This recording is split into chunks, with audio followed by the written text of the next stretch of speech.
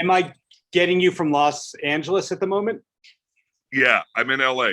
I have no idea what's going on. I have been on the internet all morning, and now there is. So there could be a power, it could be an outage in the area. I don't even know. You know what? You know what killed me? The shower brought me down. I should have stayed stinky for you.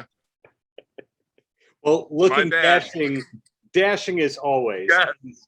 Getting the housekeeping out of the way. 86 Melrose Avenue is, to us, the new movie. To you, when did you actually film it?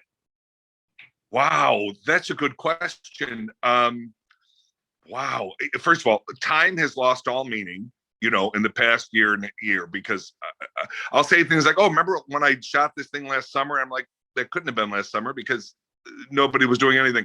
Right. I'm going to say now, a year and a half ago, maybe 2 years, if I had to guess. But I'm not sure exactly. As somebody who's taping interviews 5-6 days a week, I'm getting some like 2016s, 2017s in there. So nothing shocking anymore about when you're talking to somebody who's established and it's an indie film and you ask when it was made, you have to have in the back of your mind, like, why did it take so long? Or just take forever? Yeah.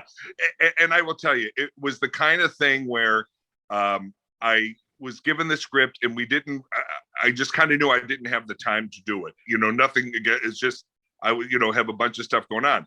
But I always try to read everything that's sent to me. And I read it and I thought, oh, there's some really interesting stuff going on in here. Damn it. And so I felt like, and so then, my reps or whatever, people get involved and they worked out. Cause I remember going from one set to another. Like I was shooting something else at the same time, but they were very generous and both productions worked it out. So I could go from one to the other and I was able to do it. So I do remember that part of it, but I couldn't tell you exactly when I did it. So it wasn't a traditional audition kind of thing. It was kind of, hey, do you want this? And you did it. Yeah. The thing, I've been a lucky dude. I've been a pretty busy actor ever since I moved out here in, my God, 1804, whatever the hell I got here. No, I think I moved here in 94 and relatively busy, blessed and, enough to pay the bills at least. And then Parks came along and then that kind of, changed everything as far as work because number one, we, did it for 7 years, which was a gift. And then, because you become familiar to people. So most of the work I do now is offers. And that is I'm so grateful for that, when you're a younger actor, you dream of that, where you just get a phone call saying, hey, are you available to do da-da-da? You read the script and you go yes or no or whatever. So yeah, it was an offer that I was happy to have received. Yeah, well, you are so good at what you do that you just actually answered a few things that I was going to ask. There you go. Okay, see you later. Nice talking to you. Bye-bye. Well, something that fascinates me about your career is that the first 2 seasons you were in Park and Recreation, you were, I don't know, they call it a feature or a guest star, even though you're in every episode. And I believe the 3rd season you became or something around there, you became a regular. But in spite of that, you were working nonstop while on Parks and Rec. Like we look at your IMDb page, you're doing like 5 to 10 shows in a movie in addition to all that all at the same time. Is that amazing work ethic? Is that not having the ability to say no to stuff? Or is it just your dream to work as much as possible? It's a combination of everything you just said with a big mix of fear. Like, does anyone ever want me to work for them again? I've never left a job, and I'm not proud of this, but I've never left a job thinking I'll ever work again. Like I always think, oh, that's probably the last time anybody will cast me, or that's the last time even when I have work coming up, my brain's still like, I'll finish. I've been working on a show recently, and anyway, and then in the meantime, I did a film during it, and I remember thinking after the film, oh boy, I wonder if this will be the last thing. And I'm thinking, wait a minute, you go to work tomorrow, I'm back on the show. No, it won't be. So that's whatever crazy stuff is in my head. Uh, Here's the thing. Here's the main reason. I love what I do. Mhm. I'm so blessed. The old expression, I've said it a million times, that I should get credit for writing it, even though I didn't. If you love what you do, you never work a day in your life. And I've, since 94, when I moved to LA, I've never had to do anything else to pay my bills. Now, that doesn't mean every year was great. And there were some years things were pretty tight. But always enough, always enough. Mhm. Because when I'm on a set, I'm a happy guy. I love it. And then when you're on a set with people who are passionate about the project, that just even adds more to it. Like the director, Lily Matta on 86 Melrose Avenue. You talk about passion for her film. I mean, you just walked on set and you knew, wow, this is the real deal. This is a woman here who has looked at this every direction and has her opinions and views, and they're important, and she wants them to be heard. And I agreed with her. I'm just, it's like a combination of everything, and also very fortunate that people want me to work, because believe me, that can end as quick as it starts. Tomorrow, people could decide, we're sick of that big fat face, we're done. Welcome to showbiz. I hope that's not the case. If it is, I have no power. I will just enjoy my backyard and go swimming a lot. I don't know. Yeah, well, you mentioned before moving out to LA in 94. And I don't know if everybody realizes that you came out of the Chicago theater scene. And a commonality I see with everybody who made it, and I'm saying that you made it, except Chris Farley, is that everyone didn't make it until they were 30 and up from that world. You look at Trisha O'Kelly and John C. Reilly. Tina Fey might have been on the brink of 30 of getting SNL, but it took everyone the process of being a late bloomer, and then they were okay. Did you know that when you were there of, hey, it may take a little bit, but once I'm set, I think I'm going to be set? No, I knew nothing. Believe me, just you're looking at an idiot. People will say to me now, because of the success you've had, do you wish you had gone to LA earlier?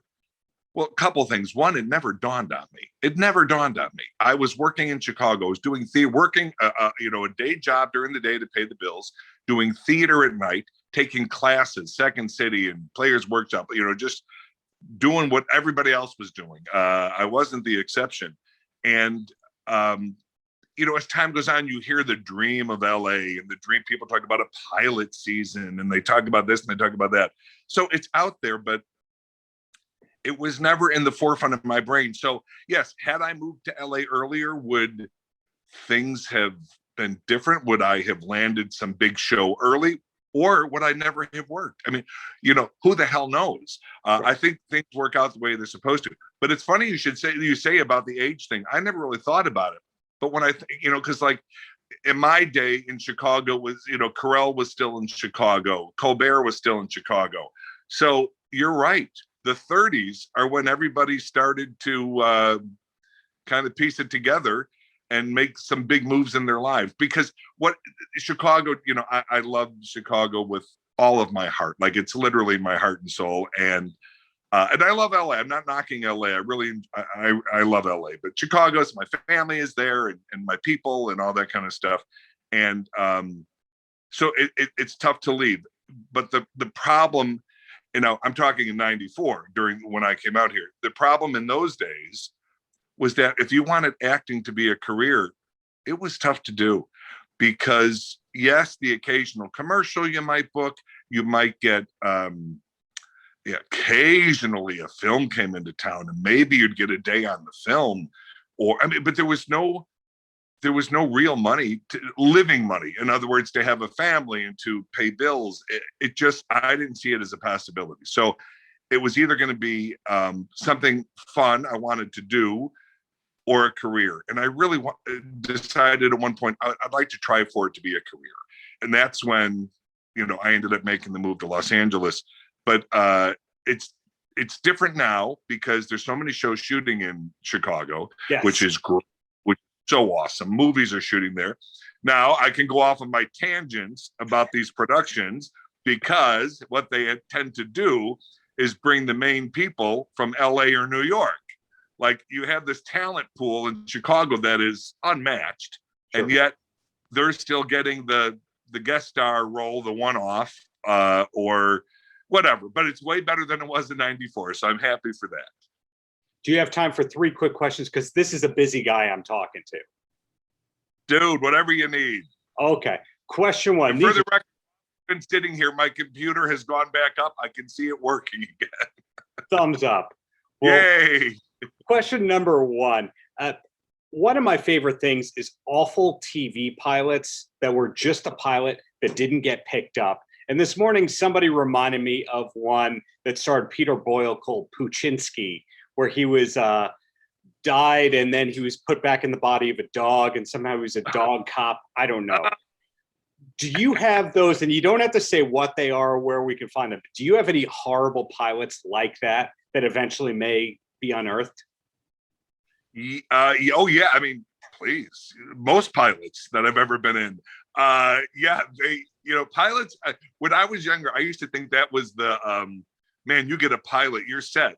No. 90% of pilots never go any further than the pilot, But I did one. I'll even say the name. Well, now maybe I won't say the name. But oh boy.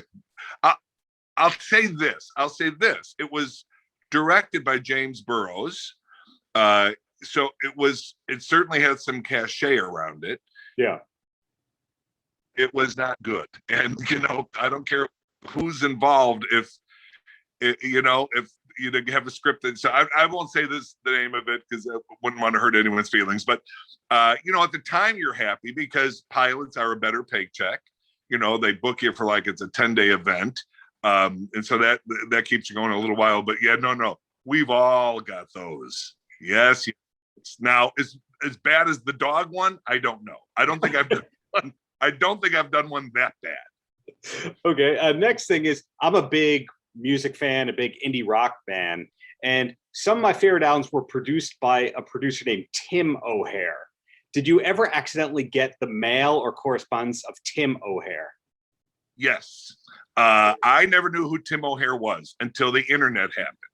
When you could you Google your name, and we're talking however many years ago when it came out. And somebody said, because I do have a cousin, Tim O'Hare. So I look it up and I'm like, I thought he was in the military. What is he doing producing records? I had no idea. So in the meantime, at one point, this is 100 years ago, before I had any success that led me to where people knew who I was, I sent this guy a message. And he wrote back and he said, I don't think we're related. It was very, very pleasant back and forth. And we are, and which would mean you and I also are very different musically. So like my taste in music is the worst, and yet I love it. So for me, it's good. Yeah. But anyways, yeah, we never stayed in contact. I don't think we had a lot in common. There you go. And my last question for you, besides C86 Melrose Avenue, because it's an excellent movie, any last words for the kids? The kids, as in kids across the world, or kids where? I think the kids that'll be watching Jim O'Hare talk and be interested in you, because let's face it, Parks and Recreation had such a multi-generational following and was on for so many seasons that you actually might have some kids as fans. Oh, dude, the fan base for Parks has gotten bigger. We still have this thing called the Parks family text. We're still in each other's lives all the time. We're more popular now than when we shot the darn thing. I mean, like at the time, every year we didn't know if we were going to be canceled or not, and now it's become this. I don't know the word iconic, but whatever. It's become this kind of go-to show, and the kids love it, and we all talk about it all the time. We love that because we're all, number one, we're very proud of the show, and I think there's some wonderful things you can learn from who these people are, and especially my character Jerry. He's a good guy.